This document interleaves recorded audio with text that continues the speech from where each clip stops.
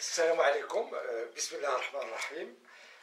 La leçon numéro 2 de physique, programme du premier bac international, option française, sciences maths et sciences expérimentales, travail d'une force puissance et exercice. Donc on a terminé le cours et on a commencé des exercices. Donc dans cette vidéo, on va voir l'exercice numéro 5. Donc sans plus tarder, je vais vous montrer l'énoncé.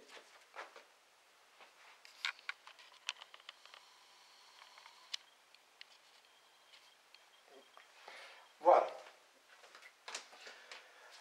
Bon, on utilise un moteur M pour tirer un solide S de masse M égale 200 kg avec une vitesse constante sur un plan incliné d'un angle β égal à 15 degrés par rapport au plan horizontal.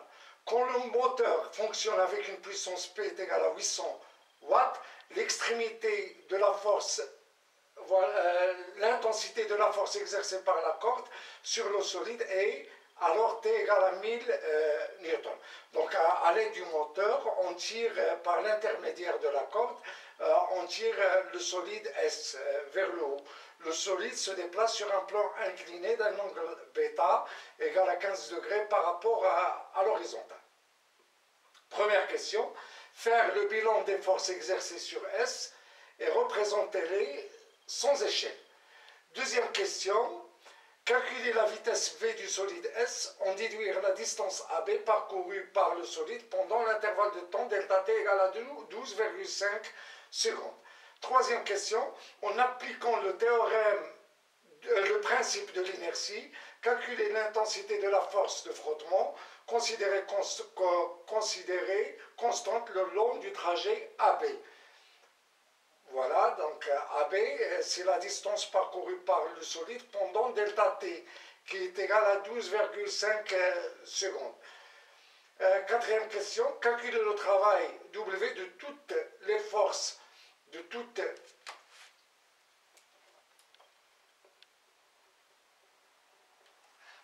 les forces exercées sur S pendant le déplacement entre A et B. En déduire. Voilà, en déduire. On prend G égale à 9,8 newtons par kilogramme et on considère que la masse de la corde est négligeable. Donc on va passer tout de suite à la solution.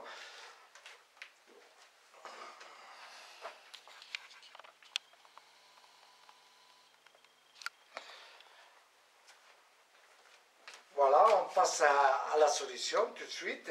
Pour vous, vous mettez pause à la vidéo. Essayez de chercher la solution, puis revoir la vidéo pour consulter cette solution. Donc, première question, faire l'inventaire des forces exercées sur le solide.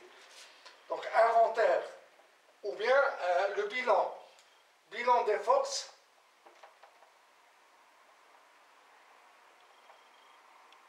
exercées sur S.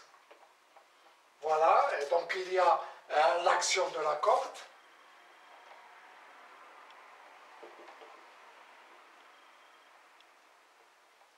qu'on note souvent T, puisqu'on parle de la tension de la corde. Voilà, il y a le poids du solide. Voilà, P. Et l'action du plan incliné.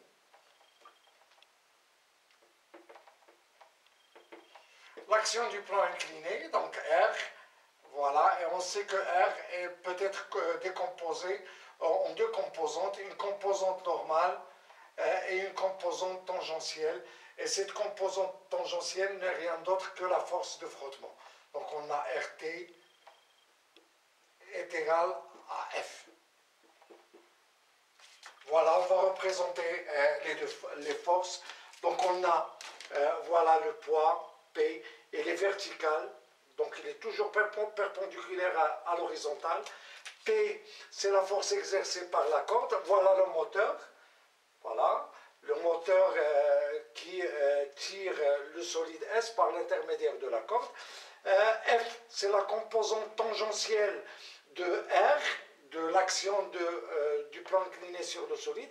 Et R1, c'est la composante normale. La composante tangentielle, c'est la force de frottement, si vous voulez. Donc on ne va pas représenter R, on va représenter ses composantes normales et tangentielles. Voilà, on a représenté les forces. Deuxième question, calculer la vitesse V du solide S. On déduire la distance AB parcourue par le solide. Donc 2. Donc pour calculer la vitesse, on n'a pas la distance parcourue. Par conséquent, on ne peut pas écrire que la vitesse est égale à la distance sur delta t. Mais on vous a donné la puissance du moteur. Et le moteur tire le solide par l'intermédiaire de la corde. Donc la puissance du moteur, elle est égale à la puissance de la force T. Donc la puissance du moteur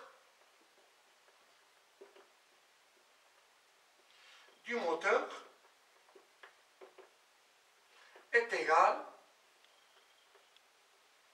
à la puissance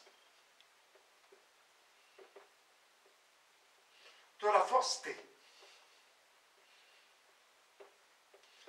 Donc la puissance du moteur qui est égale à la puissance de T, et on sait que la puissance de T est égale à T scalaire V. Voilà, et T scalaire V, voilà T, V et T ont la même direction et le même sens. Par conséquent, l'angle entre T et V est égal à 0. Donc ça est égal à T fois V fois cosinus 0. Cosinus 0 qui est égal à 1. Donc ça est égal à T fois V. Par conséquent, V est égal à la puissance P sur T. On vous a donné P est égal à 800 newtons. Donc application numérique. V est égal à 800 watts sur T c'est 1000 newtons. Donc V est égal à 0,8 mètres par seconde. Voilà. Donc puis on vous demande de déduire la distance AB parcourue par le solide pendant delta t est égal à 12,5 secondes. Donc on sait que V est égal à AB sur delta t. Donc AB est égal à V fois delta t. Donc AB est égal à la distance, donc V c'est la vitesse moyenne, puisque la vitesse est constante. Donc V c'est 0,8 multiplié par 12,5 et AB ça vous donne 10 mètres. Voilà. La troisième question, en appliquant le principe de l'inertie, calculer l'intensité de la force de frottement considérée constante le long du trajet AB. Donc voilà, donc on vous demande d'appliquer le principe de l'inertie.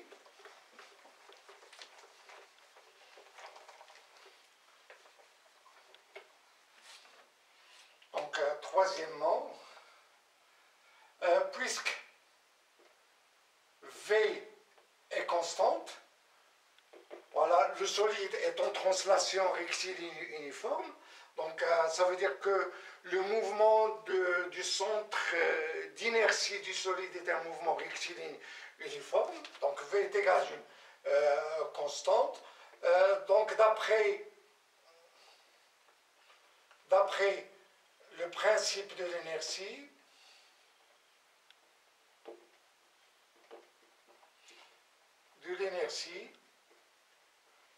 on a la somme vectorielle des forces exercées sur le solide est égale au vecteur nul. Donc ça veut dire que T plus P plus R est égal au vecteur nul. Donc c'est-à-dire que T plus P plus F plus Rn est égal au vecteur nul. Voilà. Donc la somme vectorielle des forces est égale au vecteur nul. On peut utiliser la méthode analytique. Donc si on considère un repère orthonormé OX, OY, si on fait la projection de cette somme vectorielle sur l'axe X, on doit trouver que la somme des fx est égale à 0. Et la projection sur l'axe des y, on aura la somme des fy est égale à 0. Donc on a la somme des fx est égale à 0 et la somme des fy est égale à 0. Donc nous, on va projeter tout d'abord sur l'axe OX. On va voir ce que ça va nous donner. Donc on projette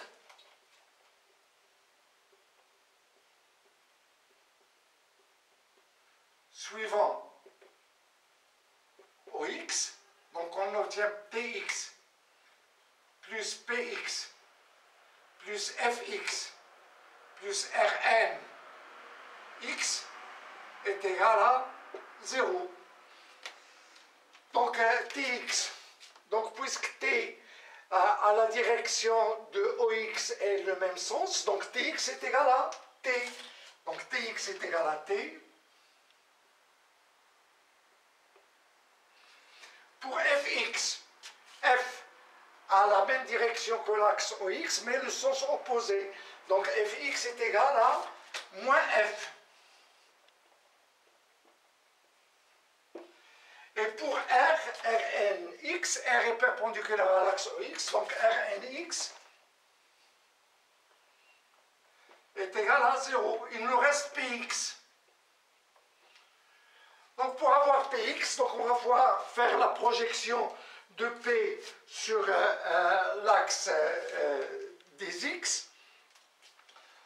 Donc la projection, voilà la règle. Donc la projection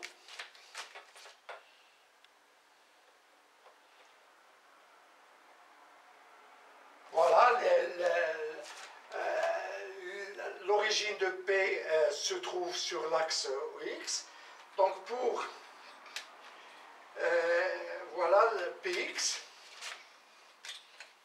on va trouver ça.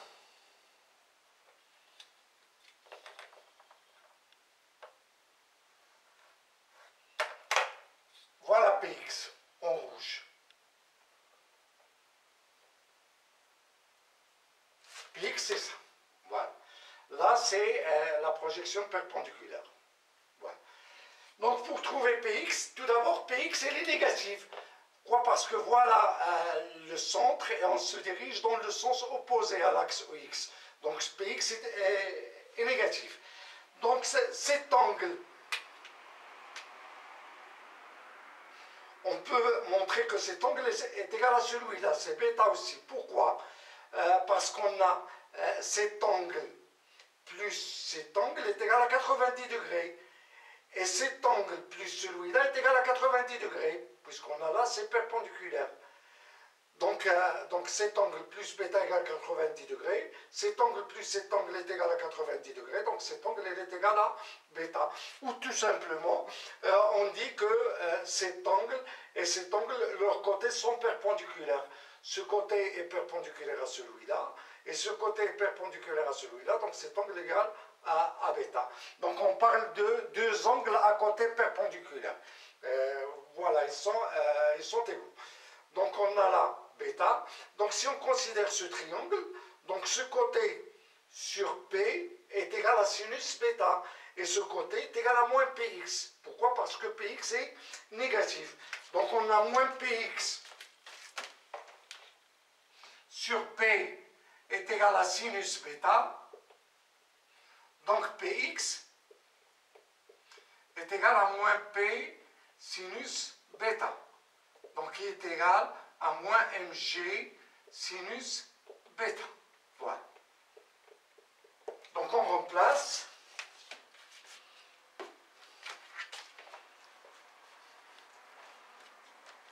On aura donc Tx c'est T.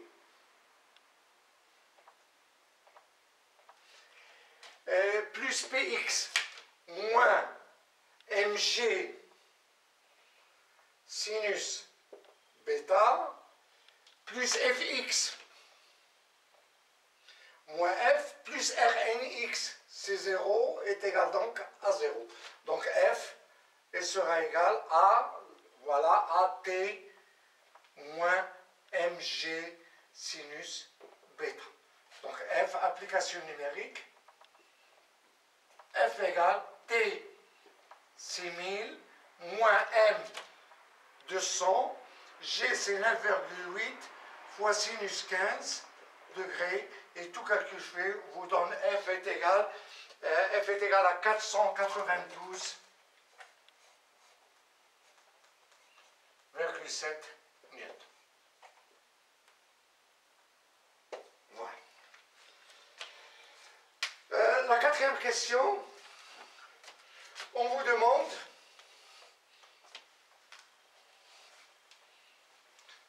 de calculer le travail de toutes les forces exercées sur S. Donc on va calculer ces travaux. Donc tout d'abord, donc quatrièmement, W qui est égal à le travail de T plus le travail de P plus le travail de F plus le travail de Rn entre A et B.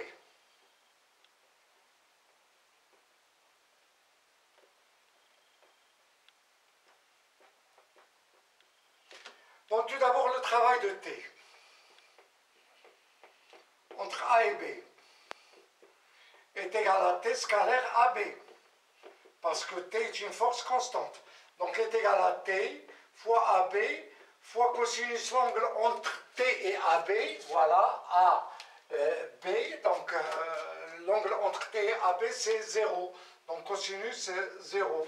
Donc le travail de T entre A et B est égal donc à 1000 fois AB c'est 10 mètres, on l'a déjà calculé, cosinus 0 c'est 1, donc ça vous donne 10 000 joules. Le travail de P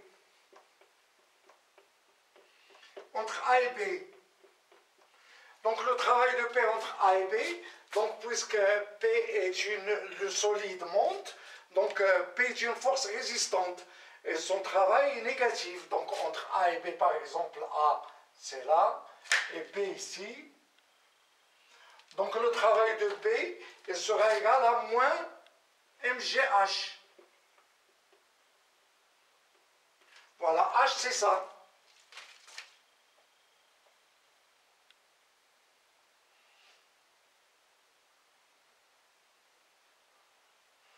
Donc, et pour trouver H, donc il faut passer par le sinus de bêta qui est égal à H sur AB. Donc ça est égal à moins Mg fois AB fois sinus bêta. Donc le travail de P entre A et B est égal à moins 200 fois 9,8 fois 10 fois sinus 15. Donc le travail de P entre A et B est égal à moins, le travail de P est égal à moins 5073 joules. Donc pour le travail de F,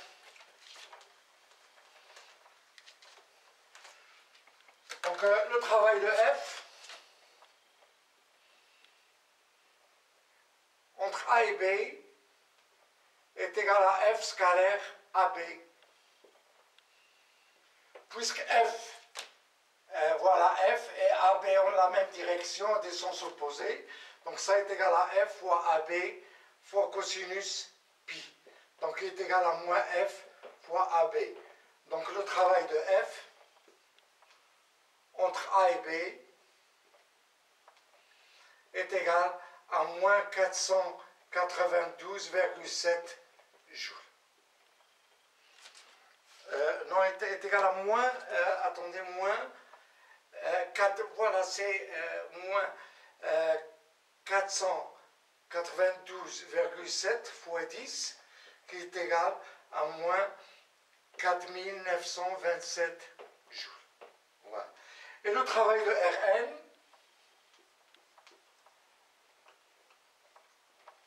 entre A et B est égal à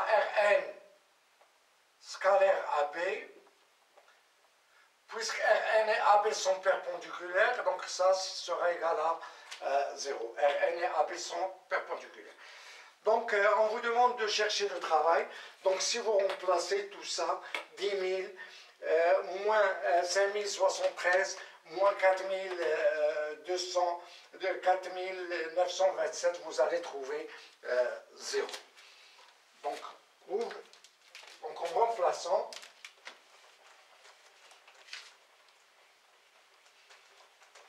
donc le travail, W, est égal à 10 000 moins 5 073 moins 4